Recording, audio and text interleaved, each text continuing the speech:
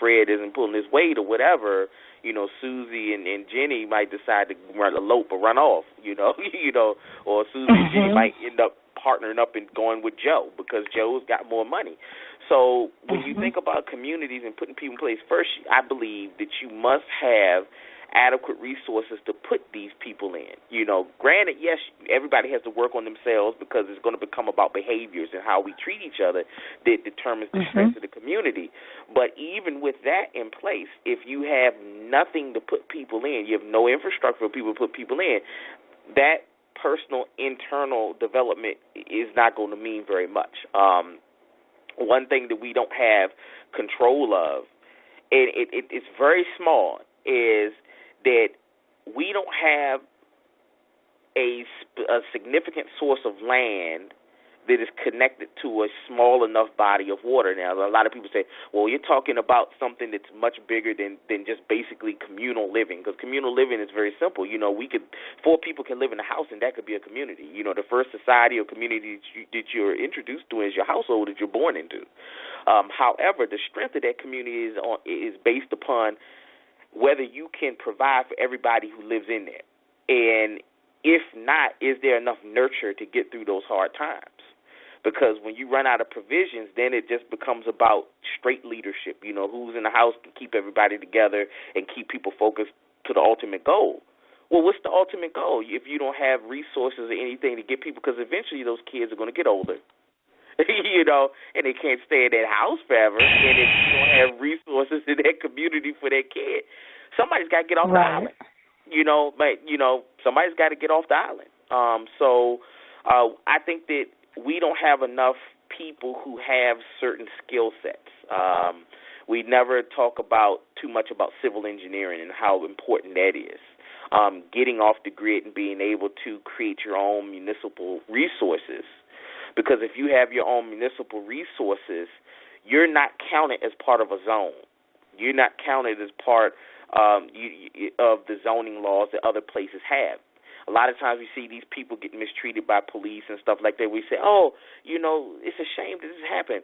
One thing that people don't realize is that the smaller cities that don't generate enough revenue, they end up getting managed by the local most next up higher government, which ends up most times being the county. And the county has to have so many bodies per sector. And they look at that as just like an account on the books.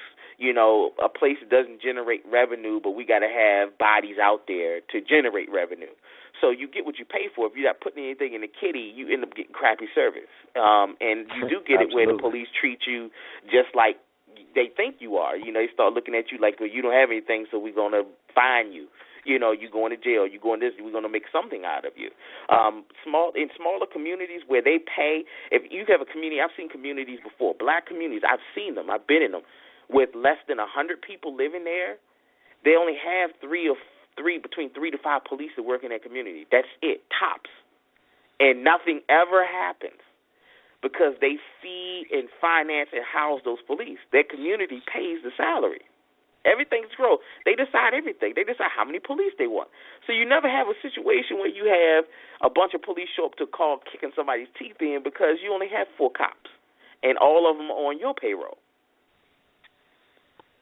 And so we don't have that kind of setup. So, yes, we will have to work on how we treat each other, but we're also going to have to develop real skills because having information about information, which was called metadata, that's what they used to call those cards that you saw in the old school libraries. They used to have these card catalogs. That's just information about information. It just tells you where you can find information. Out of all those books in the library, no one really remembers many of those authors. They may remember a couple. What they remember is the person who actually became proficient in one subject and did something really great with that subject and wrote a book. He wasn't even the foremost expert, but he did something really great and he wrote a book. Oh, that book sells out. So all that means to me is that we have a lot of information about information, but now is the time where we got to have people going out and creating innovations so that we can build institutions around those innovations and say this is ours and we did this. Like our ancestors. We agree. Yeah, we agree. I mean, that's what our last show was about. our last show 2 Saturdays ago, because we took a break after the third show, was about getting off the grid and talking about having our own resources at our disposal. Even if we wasn't by a body of water, we can create a body of water, what they call water mining, to get to the water table below the earth. Talking about our own electricity through solar, through any type of ingenuity that can bring about power, even if it's the traditional way. If we have, like you said, civil engineers, somebody who can build a power plant, then, these are things that we are looking to consider to put on the table. But you all know the importance of being on the grid, controlling our own resources, and also controlling our own education, and the things that we need as the organization function. And so we have had these discussions. We are a nation. We do have necessary things in place as far as implementing that portion of us. But now we're in the rebuilding phase because we are a young nation. We do have a constitution. We do have a Declaration of Independence. We do have our own flag, our own language, our own culture. So now is the time, what we call a wake-up call for those Americans who are part of the United States who may feel like that form of government is not adequate enough for them, and so thus they want to be a part of their own government, because the United States Constitution states that if you feel that the Constitution is not, that the United States government is not providing adequate care for you, you have a right to abolish that government or start your own. Mm-hmm. This is in the United States Constitution. So what we take the position on is that, through the Declaration of Human Rights and the drafted Declaration on the Rights of Indigenous Peoples, as well as our own Constitution, we use those organic forms with the day, like in the Nuwaubian Nation of Moors. So we do appreciate your input, and we do agree with you that we do have to have engineers. I think our, which was National Address Part 2, we were speaking about the importance of having our own technicians. There's a lot of talk of people who have technical skills who are not valued, meaning like the waste management guys or those. Like I said, people talk about people who are trash people, but let their household can't get rid of their trash, and then the trash people are the people who they love when the trash is up high. So if you don't have running water, the first thing you want to do is talk to a plumber. So we definitely understand the necessity of having people in the community who have technical skills. We do have people in the community who are plumbers, who are carpenters, who are masons, who do have skills. Even myself, I've learned a trade through the United States Army when I served back in 2000 for 4 years as a carpentry masonry specialist. So I've dealt with concrete, rebar, electricity on a basic level, and I do have some technical skills that I could bring to the table with some know-how to help advance our nation. But then there's people who have further education that you spoke on, brother, about people who become proficient in a particular field, who are master carpenters, who are master plumbers, who are master mathematicians or master healers, et cetera, et cetera. All of these things are necessary, and that's why, as I opened up with the show earlier today, I was letting people know that, we have the answers to our problems. And so why we do have a portion of us that we have an open discussion on how can we best come together as a community, given the fact that a lot of people have a lot of different mentalities, different upbringings, different environments. This is on solutions on how we can come together. I think that we brought to the table was not only some concerns you had, but some solutions to the concerns you had, which is always key. We're going to talk about a problem. Let's also talk about a solution to that problem. That's the only way we can move forward in a healthy manner. Oh, yeah, I always worry about whenever, and you've seen it several times throughout history, and I've seen when you do the research and you look at how things get encroached on or how invasions happen, usually because there's some type of deficiency or something has been introduced into a society that creates an imbalance and allows other people to gain a foothold in markets. Just like in America, when you had the North and South going against each other, the South, at one point, all they had was one market, and that's the power of having control of one market. When you get down to having control of nothing but cotton, but you do that's your core competency. You grow it very well, and you have the resource, the land, and resource. And of course, they had slaves to be able to grow that very well and to scale it. As big as they did, no one could get that resource cheaper than the southern states. So it crippled the value on clothing and other different things you needed cotton for in the North. The North was advancing a lot. They had all kinds of same industries that the South had, they had in the North. Just cotton was the thing because the North had that pinch hole over slavery, and they could make more cotton, therefore sell it cheaper. So I think about that, and I say to myself, okay, we'll have this community, but at the same time, we can't be so introspective that we don't look at the threats without, because there's always someone, when things get thick or tight, when resources or money starts to shrink, people seek to run to places where they can get away from the economic strain.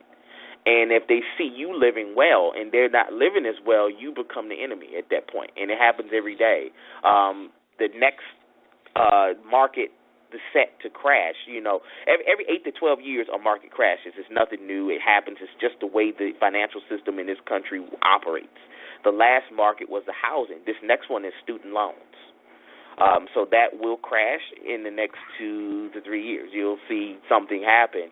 And, it's not going to cripple everything, but the whole point, the gist is that when that happens, people seek to go to where it's cheaper to live, to seek other resources, and if they see you living stable or well, you become the blame for their deficiencies, or the government will try to reach over and try to siphon off of your deficiencies.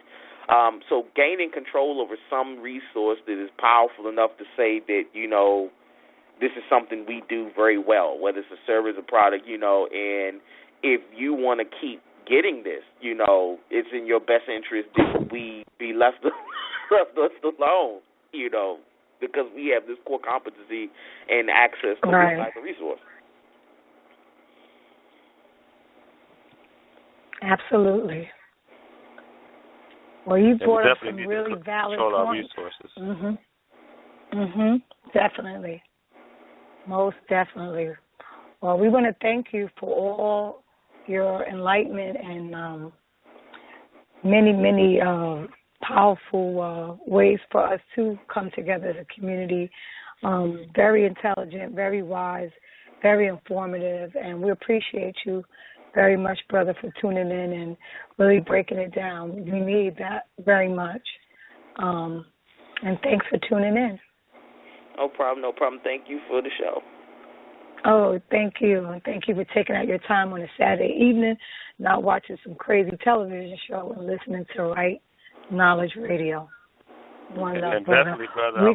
I would like to say, make sure you check us out on our national website. Maybe you see yourself contributing to us from the inside out, as opposed to the good advice that you're giving from the outside. We're always looking for more people like yourself who have viable solutions to become a part of the family. So if you would like to check us out, absolutely, www.unnm.org.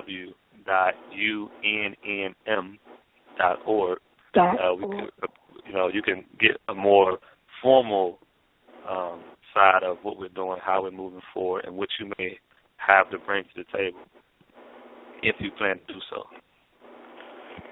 Okay, I'll definitely check it out. I actually just bookmarked it. Okay, good, thanks. Wonderful. No problem. Thanks for calling. Do we have any other callers, guys? Yes, we do. We're going to go to 305-7975.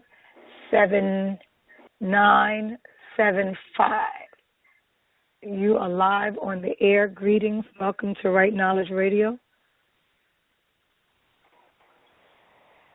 Greetings. You're live. 305. All righty. Yeah, that person may have accidentally put their hand up.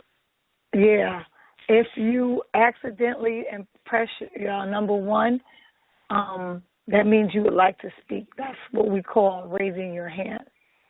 So some people accidentally will raise their hand and press number 1, and we think that you have something to say, so we'll bring you into the show.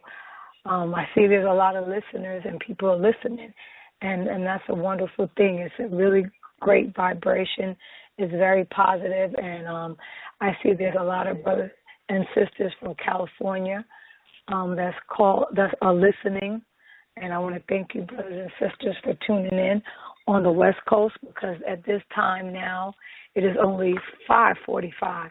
So thank you for tuning in on our Eastern Pacific time as well. We're going to go back in with the check that number one more time. 305-7975. Are you with us? Yes. Okay, you got to stay by your phone, brother. I'm here. Greetings. Okay, speak in the phone. And if you're on speakerphone, take it off speakerphone, please, because we're getting the feedback. Robert. All right. I'm very well. Steve McCool, Black Feather, Black Eagle Feather. Our sister, Goddess Queen. Nice to be here. I would love to reiterate on this last brother who just spoke. He was very intellect, and he had some really, just amazing good points, man. It just made it just a lot more clear because, he hit a lot of points that, that I was already on, And one of the points is the invasion part, and how strong we're going to keep ourselves to where we won't have nobody falling wayside and getting discouraged because, at the end of the day, everybody has to play a part, And he also spoke of having skill, be skilled, We don't need folks in the family who does nothing, just sit around and point fingers and look, you know what I'm saying? We are ancient people, and all we did was build, All we did is create, All we did is took care of families in divine order, And I'm just very happy to hear, how the brother spoke, man, and it really meant a lot to me. And we need brothers like that, in the family. And I heard Maku give him some information that can possibly get him in that position. Tonight's show is very, very powerful. We have some great, powerful folks come through and spread some enlightenment. What I would like to hit on today also is, the importance of us living amongst each other and not having any issues. See, I want to reiterate on also Amaku, who spoke of the importance of, just being able to live, in a community where we have no discrepancies, and being that in this, we also have to remember that we have a lot of folks that's out there right now who have this battle within their own selves, the push and pull of like the sister spoke of earlier, the television shows, these different shows that, if the system has corrupted not just Nubians, but the invaders also, where they feel like it's open season, it's open season on Nubians, because the whole plan, of these Caucasian people to push us, they pushed us out of our land, pushed us into the cities, you know, and they ride around in their nice cars off of our wealth. You know, I don't care if it's 100 years ago. You know, that's they're living lovely off of our wealth. You know, that we had created here, and they just came and, you know, took it from us. You know, and the most important thing is, you know, me and my goddess was also speaking about earlier, is it's not in, you know, because sometimes I get a hang up on certain things, and she always reconfirm me, you know, we have to understand that this is something that we let happen, you know, we let this happen, you know, and by not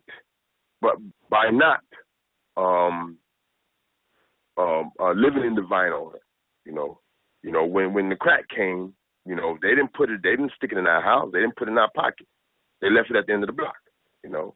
All we had to do is say, hell, we don't want it in our communities.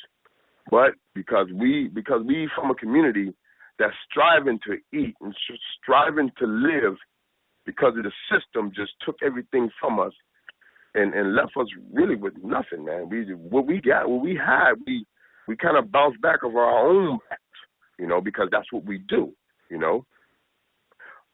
At the same time, you know, we fell into the game. We fell flat face on the chessboard, you know, and we was the players. We was the players on the chessboard, you know.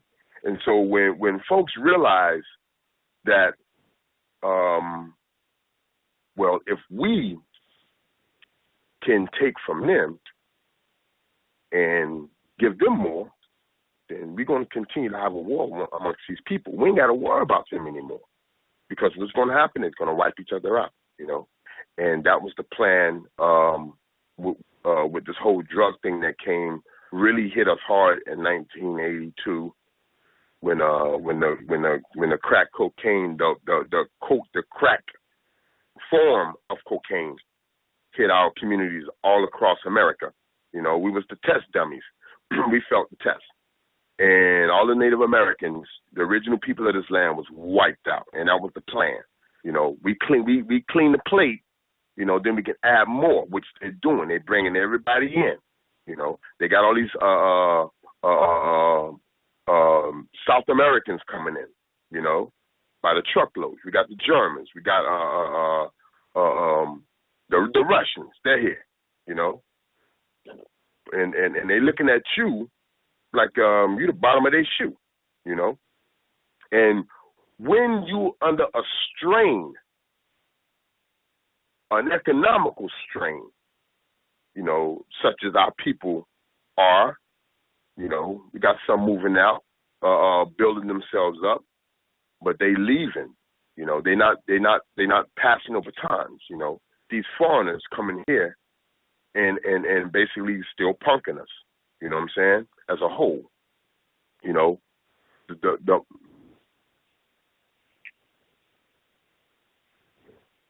Yes, and you know, this is a very, very serious problem, because we are under an alliance of total mind control and brainwashing. So when we talk about communities, we have to really be careful who we bring on board and to our community. Excuse me? Right. Into our community.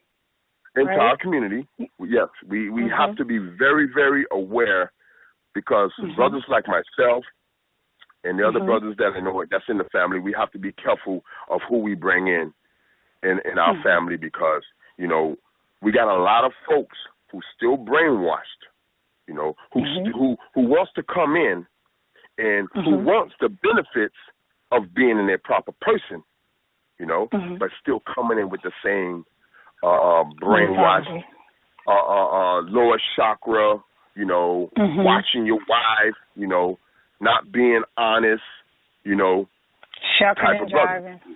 Shucking and jiving. And you know, it's reiterating on the brother who just last spoke, is a very scary situation, you know, because in the end of we don't want to be at war again. We don't want to be so mixed up and fucked up to where when the invaders came, we was already separated. We just stepped it in and said, okay, with the help of other Moors. You know what I'm saying? At the point where we lost our country. And it was other folks who sent us into corporate war. And now we're product of the state. We black, we colored. We have no connection to nothing. We slaves. We came over on slave ships. You know what I'm saying? And as long as I've been, I'm 47, as long as I've been here, when I came out the womb, I knew something was wrong. I knew something was wrong. And I looked up and I looked when my folks got me in the church. You know what I'm saying? To me, it was blasphemy and bullshit.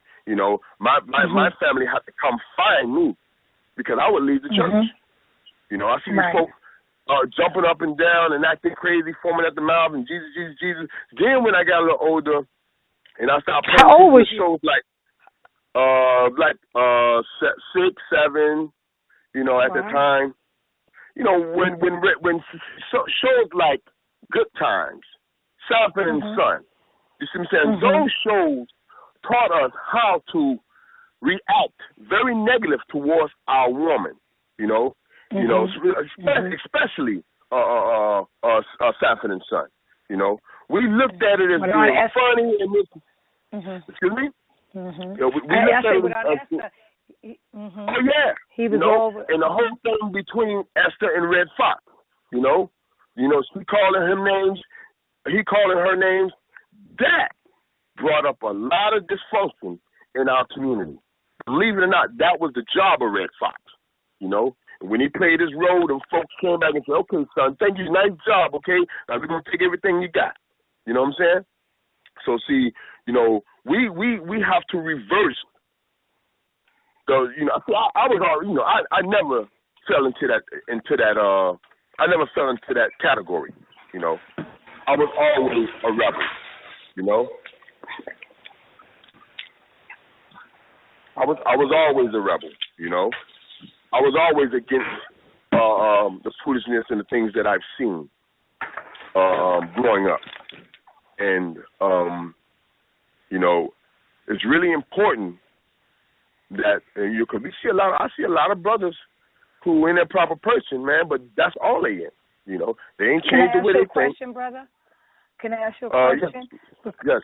Go ahead. Yes. Because the topic of the show, are you ready for community living? What message? Because we have some more hands raised before we go to the next hand. What imperative message would you say is going to help our people? Well, the whole scenario, is about that. See, that's where I'm going with my conversation, because at the end of the day, communal living can be great, but what about the people that's in the community? You see what I'm saying? So me saying what I'm saying is pertaining to that, because all these shows that we watch was based on destroying the minds of us. Whether it was the Cosby Show, What's Happening, shows like that. Shows that brought up dysfunction in our community. You know what I'm saying? And it shows like Good Times and Different Strokes. You know what I'm saying? Where it was all dysfunctional. You know what I'm saying? And we and others that are listening and others that ain't, we have to be the eyes and the ears, and because we didn't stepped out of that circle of lies and deceit, right. and everybody is not going to think like us, No. Everybody's going to have their way of thinking, just like the whole conversation about polygamy, It's under these rules, under the total brainwashing of the Nubians in this country, and the watered down fake, false reality that was forced upon us. You know what I'm saying? You know, we have to regain. You know, like our masters have been telling us for many years. You know, you have to change the way you're thinking. You know, as in the end, you know, as in the end, we'll be at war again if we're not careful. You know, and that's the most important thing that should be on any listener's mind. And I live it every day. I think about it every day because we're going to come to heads with that. You know, we're going to have everything that we put out to accomplish. It's going to happen. You know, because I have something to do with it, and we're going to make sure. You know, but the most important thing is we have to be careful because as we got to remember, you know, the Nubians were the first devils. You know what I'm saying? And so we have to, and see, not everybody was a disagreeable. You know, but the disagreeable look like us, talk like us, talk like our woman, you know, and will infiltrate because that's what Satan do. Come humble in his approach. So you know, just for know that's basically you know, a concern that should be in all of our heads. But as I would say right now. You know, I'm in a beautiful spot in my life. You know, I'm happily married. I have a lovely family. And yes, and you know, we don't tolerate, you know, the foolishness that corporate war state then got our folks in. You know, we got to be careful. You know. So you would say your message. So you would say basically your message is that when we to live in a community living, how are we ready? The most readiness is to be careful of the people that surround us and make sure that they on the same plane and they're on the same mind thought. Okay. But we're living in dangerous times. We're living in dangerous times, and you know I can truly say there are a lot of good people out there, but they're still confused. They're afraid. They don't know how to move out on their own because somebody's been holding their hand. But they're interested, but I don't know. You know, just like a person would, I don't know about getting nationalized. You know, I'm comfortable with being black. You know what I'm saying? Well, but you know, we're not gonna force it on you. But you know, when these folks start pounding on your head. Because you're black, you know, so because you're connected to nothing, hey, you know, if you survive it, you know, it'll be eye-open. If you don't, you know what I'm saying, you know, some flowers probably going to come your way from somewhere. You know what I mean? Right. So on that note, brother, thank you so much. We're going to move on to the next caller who has a hand raised, and I also got a couple of inboxes on Facebook with questions. After we take this caller 305-6321. Greetings, you're live on the air. Thank you, everybody. Oh, you're welcome. Greetings, brother. Welcome to Right Knowledge Radio. You're live on the air, 305-6321. Greetings. And that happens. They'll be waiting, have their hands up. So we'll go with the question. The question is this. How will the community deal with homosexuality? What if a child of the community decides he or she wants to be gay? That was just a question hit from us on social media, Chief. Okay, not a problem. Well, that's the importance of having culture. The importance of culture is culture keeps us from doing certain things that's not acceptable within the culture. Meaning, if in our community being gay is not an acceptable way of life for those within the community, and let's say for some odd reason some child just develops some homosexuality tendencies, which nothing just happens without a reason. But I just say for the sake of the conversation, some child just develops some unforeseen tendencies which will lead us to accept that this child is going towards the side of homosexuality. Well, this is what the community is there for, to show the child the way that it should go. If we see a child that's having a dysfunctional behavior and having problems learning, do you just shun the child, or do you pull the child to the side, address the issue so that the child can start to learn properly? So the thing about children are like sponges. Children don't make up their own mind. They don't have their own mind. In fact, children don't really reach the age of imagination until they're about 13, till they start to actually know what they want to be in life. And so it's important for the community to have what's necessary to be in place to keep things that we don't want to be in the community out of the community. You know, we're not against people who are into the same sex. However, we don't think that it's the most productive way to live on the planet Earth. We feel that it's a very hindering lifestyle.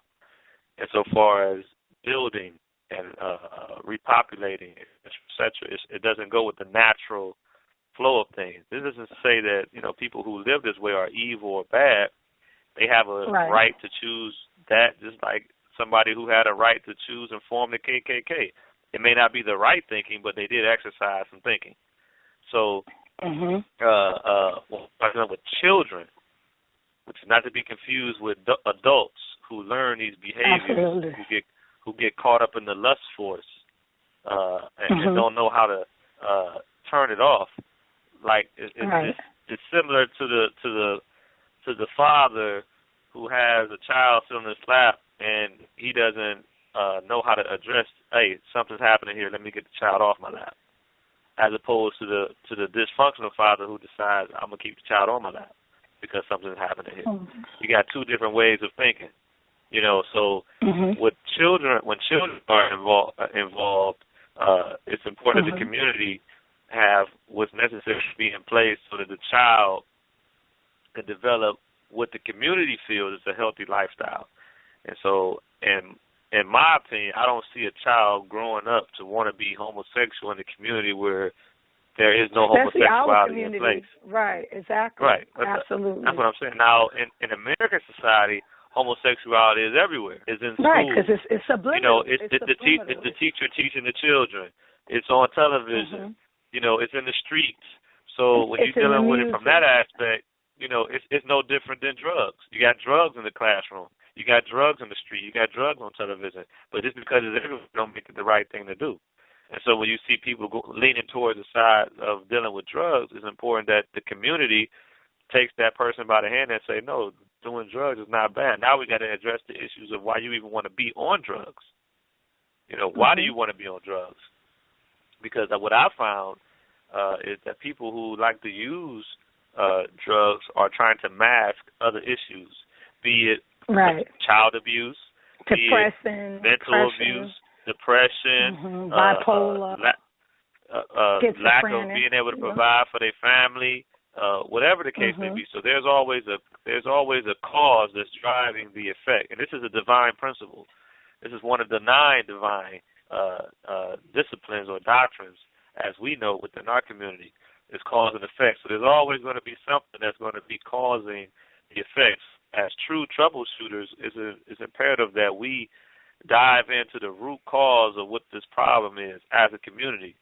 And so when you have the whole community against something, then that something that's not accepted has to go.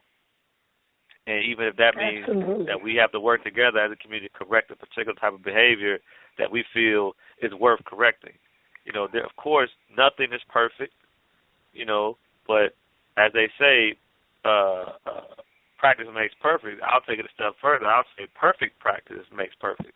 And so once we start to see what doesn't work for us and we start to eliminate these options and get them off the table, and they're no longer an option, then that's something that the community don't have to deal with. But when you have a community that's susceptible to everything, drugs, different religions, different peoples, different diet, different clothing, different spirituality, when you got a people that's bombarded from every aspect of their life, especially when they have what some call the devil right in their house by way of the television, you can bring your children up right, don't even have to go outside. They get it pumped to them right inside the house from cartoons they watching, from the TV shows, etc. Very violent. Very violent. Right. Even if there's adult screening, A lot of the children-rated programs are not even really good for children. So this is where the responsibility, this is where the responsibility comes in.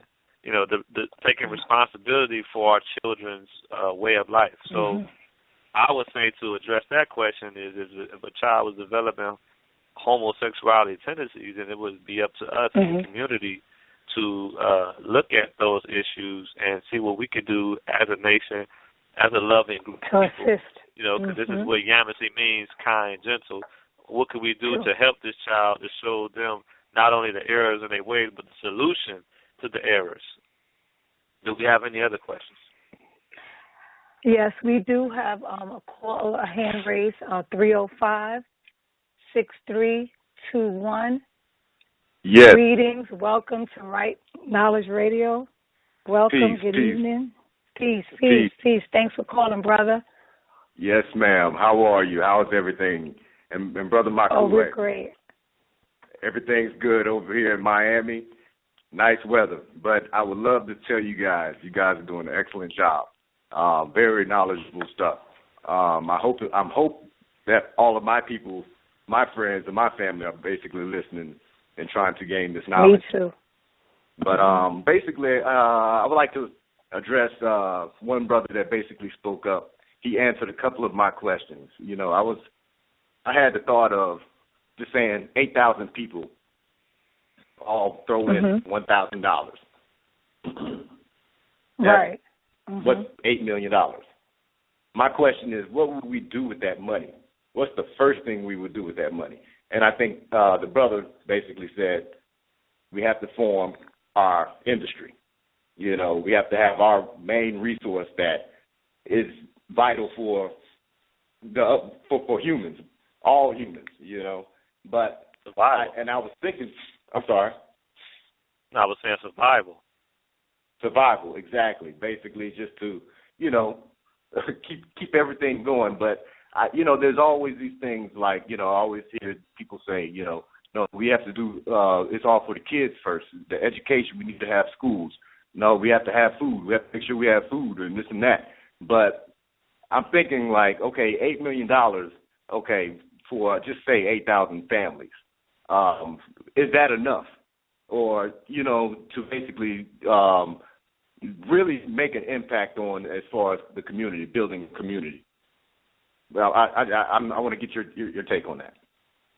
I think it just depends on the approach in which the community is taking. Now, if you're speaking about our community, the first most important thing for us at this present point in time is actually land, because you have to have a base in which the community is going to actually be involved in community upbringing.